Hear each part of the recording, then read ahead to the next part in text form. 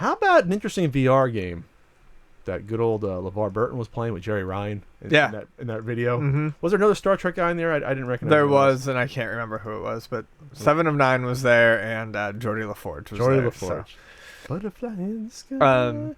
So it's Ubisoft doing a Star Trek VR game. It's going to be a co-op experience for Rift, the Vive, and the PlayStation VR. So you're getting, across there. Right. It's going to be 4 players. It's going to be a bridge simulation. I'm assuming this is going to pull a lot of inspiration from a very hardcore PC game called Artemis, which is a bridge simulation. Yeah. You often see it at conventions. I've never played it. I've always wanted to. The last convention I did, LittleCon 3 in Buffalo, they had an Artemis setup, and damn did it look like a good time. But I just didn't have a chance to play it. Now, that setup, I think, is more robust because you actually have communications as well as captain, tactical, science, helm, and engineering. So it actually has 6. Right, this is going to have 4 stations. So this is going to have captain, tactical, helm, and engineering. So they're going to simplify it, which I guess I don't mind as much if what would you do with communications anyway? Really, when it comes down to it. I think the simplification here is totally warranted because as cool as Artemis seems, there is that intimidation factor. This, I think, kind of dials down that intimidation factor and will probably get more people interested in it. I want to play this. VR only interests me a little bit, but I think this would be really fun. So it's not just looking around. So you're in a starship. I think it's not the Enterprise. It's another starship. I forget which one, but it's the Aegis. Yes. Starship. It looks like the traditional Star Trek, the original series. I think that's what it looks like to me, at least. And you can look around. Obviously, you can look around at your crew, but it's also touch. It's like punching the keys and moving the levers, using the sensors, using the PlayStation Move controllers or whatever Move sensors you have. But in the video, they actually have things on both hands, so they're actually moving around. Okay, well that might be for some of them. I know they said they were using Move for PS4, which could be a little bit clunky if you're trying to hit a very delicate button. But, so I haven't looked at. I mean, obviously this is probably still in early alpha or beta.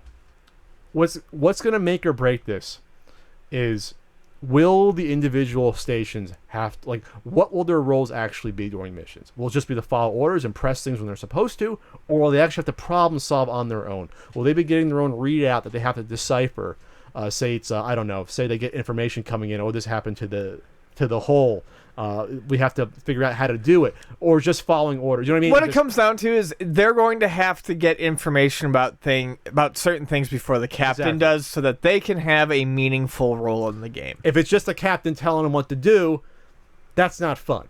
No, and that's, I love board games, but there's a lot of co-op board games where it comes down to that. Someone takes on this commander's role, everyone sees everything at the same time, and someone basically plays the game for everyone else.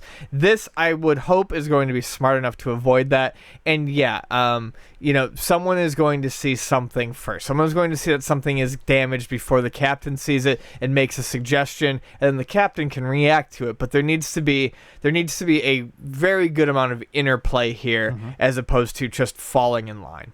Sure, and will the missions just be like L.A. Noire, where it's just A, B, C, D, where you really don't have free will? You think you do, but you don't. So hopefully it's like that, where maybe, I don't know, I'm thinking of... The last modern game Pat played. The last one I can reference from 6 years ago. And besides Little Mario Kart. Besides my kicking ass at Mario Kart for those 3 weeks I played it. Will you be able to explore around on your own to gather data or clues, or not literally data from the show, but just have some free reign versus punch in these coordinates, we're going to go there. You know what I mean? Is it going to be like playing a space game like Space Quest, where you have to punch in to go to that specific planet, you can't go to another planet, or else you can't do it? Yeah, it'll be interesting to see if it's just a situational combat simulator or if it lets you do some exploring.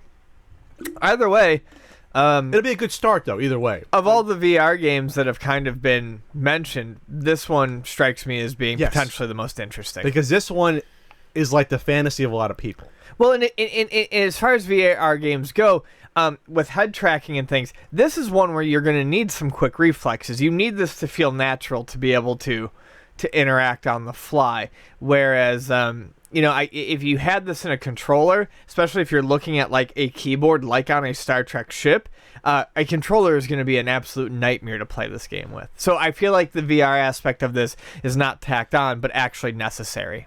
Our pal Chris Kohler at Wired spoke about playing the game. He said he saw the potential. He'd like to be more challenging.